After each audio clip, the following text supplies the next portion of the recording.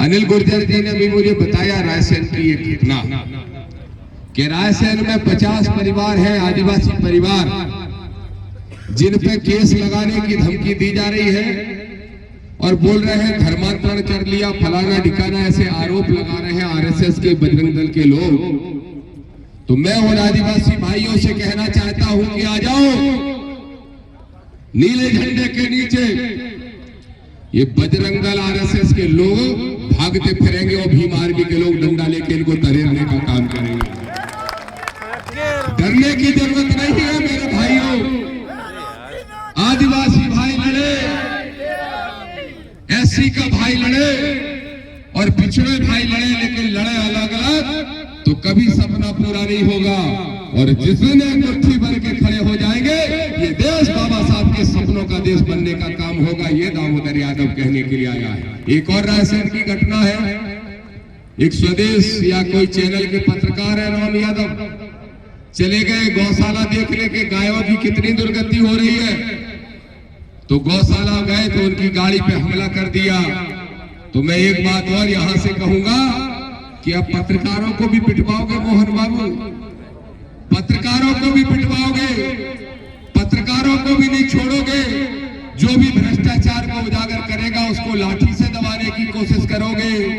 तो देखो दामोदर मंडल कह रहा है राजधानी में खड़ा होके, अगर लाठी चलाना चाहते हो बजरंग दल वालों तो लाठी तो अहीर गुजर से ज्यादा कोई नहीं जलाना जानता।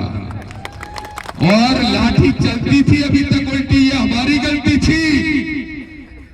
यादव की, गुर्जर की, दांगी की, रावत की, कुर्मी की, लोधी की, कुशवाहा की, पाल की, केवट की, सैन की, मल्ला की, साहू की, ये पिछड़े वर्ग के लोगों को होश आ गया, होश। इनको तुमने धर्म की भांग खिला रखी थी, संविधान की चाय पिला के इनका नशा फाड़ने का काम कर दिया। और जैसे ही पिछड़ों का नशा फटा तो बोले धीरेन्द्र शास्त्री को डंडे से मारेंगे, मिश्रा को लठ से मारने का काम करेंगे। अब ये पिछड़े वर्ग के लोग कह रहे हैं। मेरे भाइयों, मेरे साथियों, इस बात को समझ लो। चाहे आदिवासियों को धमकी दी जाए, चाहे पत्रकारों को मारा जाए, मुझे मालूम है कांग्रेस चुप रहेगी, क्योंकि इस कांग्रेस की हैसियत नहीं, इसकी औकात नहीं। ये दिग्विजय सिंह की गुलाम कांग्रेस, ये उसके बेटे जयवर्धन की गुलाम कांग्रेस, इनकी हैसियत हो ना हो, लेकिन चंद्रशेखर आजाद और विनय रतन के एक सिपाही की हिम्मत है। आपकी लड़ाई हम लड़ेंगे, हमारा भाई रसिया लड़ेगा। आओ मैदान में, आओ भीम आर्मी के बैनर के तले, आओ नीले झंडे के तले। जो भी तुम्हारी तरफ आंख उठा के देखेगा उसकी आंखें निकालने का काम हम सब साथी मिलकर करेंगे। मेरे संविधानवादी साथियों, लोग कह रहे हैं दो ही विषय चुने आज हमने बोलने के लिए। एक विषय है नवग्रह मंदिर डबरा, अब नवग्रह मंदिर डबरा, और दूसरा विषय है यूजीसी। सबसे पहले यूजीसी सुन लो मेरे भाइयों। इस सोशल मीडिया और मीडिया के माध्यम से आवाज मुझे मालूम है 10 लाख तक पहुंच जाएगी, अभी पहुंच जाएगी 2 घंटे में। तो सुन लो, 10 लाख में से 5 लाख पिछड़े वर्ग के लोगों, तुम भी सुनते हो मुझे। यूजीसी है क्या? यूनिवर्सिटी ग्रांट कमीशन है क्या?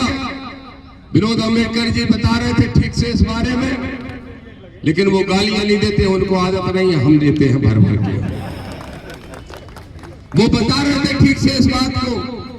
देखो मेरे भाइयों, बाबा साहब ने कल्पना नहीं की थी, कल्पना सोचा भी नहीं था। उनने देखी उस समय देश की हालत, तो उनने कहा एससी और एसटी को सुरक्षा कवच की जरूरत है। इसलिए दशरथ भाई एट्रोसिटी एक्ट इनको दिया, एससी और एसटी के लोगों को। उनने नहीं सोचा था कि इसी मध्य प्रदेश के रीवा जिले में यादव की 1.5 फुट लंबी चोटी उखाड़ ली जाएगी। उनने नहीं सोचा था कि इटावा में यादव की चोटी काट दी जाएगी। उनने नहीं सोचा था कि पिछड़े वर्ग की बहुत बड़ी संख्या की जाति कुशवाहा, उस कुशवाहा के लड़के को दमोह में मंदिर में ही पैर धुल के पिलाया जाएगा पानी। उनने नहीं सोचा था कि कथा पढ़ने पे लोधी को, कुशवा को, पाल को, केवट को, सबको जातिगत अपमानित किया जाएगा। उनने नहीं सोचा था कि जाटव को पेशाब चटाई जाएगी, पासी को पेशाब चटाई जाएगी। और मेरे भाइयों, आज जो यूजीसी का विरोध कर रहे हैं, दामोदर मंडल कह रहा है खड़ा होके, बाबा साहब को साक्षी मान के, सुनो दिग्विजय सिंह के छोरे तू भी सुन ले जयवर्धन, क्या कह रहा है? यूजीसी का विरोध करो, गलत नियम आया है, कर ले बेटा तू विरोध, जितनी ताकत हो तू विरोध कर ले, अपने बाप से करवा ले। 2028 में जब चुनाव आएगा तो ओबीसी और एससी एसटी के लोग तेरी जमानतें जब्त कराने का काम करेंगे। बोलो करोगे कि नहीं? करेंगे, करेंगे। मेरे भाइयों, ये जो यूजीसी है एक सुरक्षा कवच है, ये सुरक्षा कवच है। वे हमारे उन बच्चों के लिए जो कॉलेज में पढ़ते हैं, यूनिवर्सिटी में पढ़ते हैं, जाति को देख के नंबर कम दिए जाते हैं, जाति को देख के रैगिंग की जाती है, जाति को देख के रोज पल पल पे उनका शोषण किया जाता है। और अगर एक नियम बन गया, एक कानून बन गया, मेरे रसिया जी कह रहे थे पहला ऐसा कानून है जो सरकार ने बनाया और हम समर्थन कर रहे हैं। देखो मेरे रसिया जी, ये आसान नहीं किया, 118% आपराधिक घटनाक्रम बढ़ गए थे और उसमें ओबीसी के लोगों पे भी हो रहे थे। अरे मेरे यादव बताओ, योगी बीजेपी का मुख्यमंत्री है उत्तर प्रदेश में, किस जाति से आता है बताओ? जानते हो? अरे बीमारी मालिक थे, गूंगे कब से हो गए भाई? तुम्हारी आवाज के मारे तो मुख्यमंत्री की पतलून गीली हो जाती है। बताओ किस जाति का है योगी? ठाकुर। मुख्यमंत्री योगी ठाकुर जाति का। अब बताओ मोहन यादव किस जाति का है? यादव। यादव। अब जरा मुझे ये बताओ, क्या उत्तर प्रदेश में किसी ठाकुर की चोटी उखाड़ना तो दूर की बात, कोई किसी को नाखून से छू भी सकता है क्या? नहीं छू सकता। और मध्य प्रदेश में उसी पार्टी का मुख्यमंत्री जब एक अहीर बनता है तो एक अहीर बनता है तो उसी के राज में दूसरी अहीर की चोटी उखाड़ दी जाती है। अरे मेरे बहुजन के भाइयों, ये है तुम्हारी औकात इस भारतीय जनता पार्टी के अंदर, ये तुमको समझना पड़ेगा। पहले कहते थे सनातनी है मोहन यादव, और आज जाके क्या कह रहे हैं? मोहन यादव जाओ जाके अपनी मोहन यादव भैंस चराए ना चराए, चलो मैं कह रहा हूं दामोदर यादव, हम तैयार हैं भैंस चराने को, हम चरा लेंगे। तेली तैयार है, तेल निकालने को निकाल लेगा। गुर्जर तैयार है, किरार तैयार है, खेती कर लेगा, बकर हाँक लेगा। पाल बघेल तैयार है, छिया बुकैया चरा लेगा। कुशवा तैयार है, अपनी सब्जी उगा लेगा। लेकिन ये बताओ 2% मनवा दियो, तुम हमारे घर भीख मांग के खाते थे, क्या तुम भीख मांगने के लिए तैयार हो? अगर तुम भीख मांगने के लिए तैयार हो, तुम अपने मूल काम पे लौटाओ, नहीं तो फिर जाकर जूता बनाना भी जानता है, पहनना भी जानता है, और जूता मजबूर मत करो जाति सूचक बातें करके और जातिगत अपमानित करके। मजबूर मत करो कि जाटव को तीसरे नंबर का काम करना पड़े। इसलिए दामोदर यादव कहने के लिए आया है, चाहे नरेंद्र मोदी हो प्रधानमंत्री, चाहे मुख्यमंत्री मोहन यादव हो, चाहे पूर्व मुख्यमंत्री शिवराज सिंह चौहान हो, इन सब की क्या हैसियत है पार्टी में तुमने देख ली बीजेपी के अंदर। यूजीसी के लिए अगर किसी ने देश में आवाज उठाई, इकलौता एक शेर। कितने सांसद बनते हैं विनोद भाई? 500 कितने?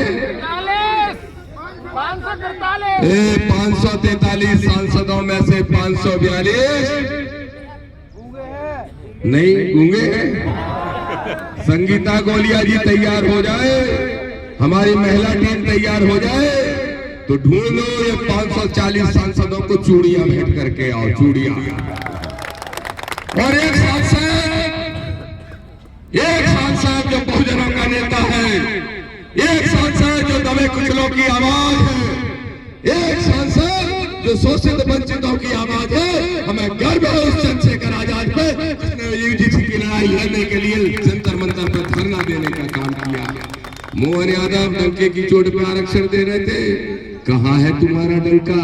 ये खड़े हैं बेचारे 13% होल्ड अभ्यर्थी, क्यों नहीं सुन रहे इनकी? अरे मोहन तुम्हारा डंका बजे ना बजे, क्योंकि तुम मनुवादी यादव हो, लेकिन दामोदर यादव मंडल अंबेडकरवादी यादव है। 2028 में डंका बजाएगा और नीला झंडा मध्य प्रदेश की विधानसभा में गाड़ने का काम करेगा। अब एक और विषय, दूसरा विषय क्या है? नव